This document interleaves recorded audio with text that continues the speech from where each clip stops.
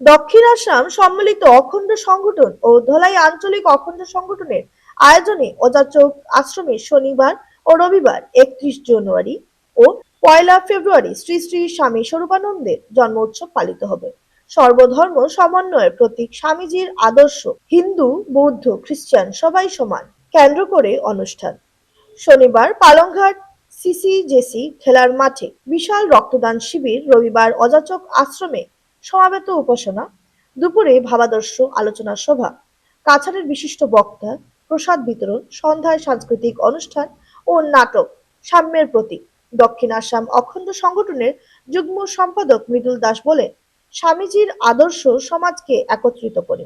উপস্থিত ছিলেন সুবোধরঞ্জন দাস, অমিতাভ বোস, সমীরণ রায় সহ নেতৃবৃন্দ।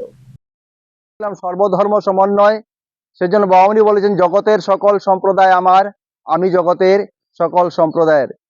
বামুনি সারাটা জীবন চরিত্রবান মানুষ তৈরি করার জন্য উনি উনার শ্রম দিয়ে গেছেন।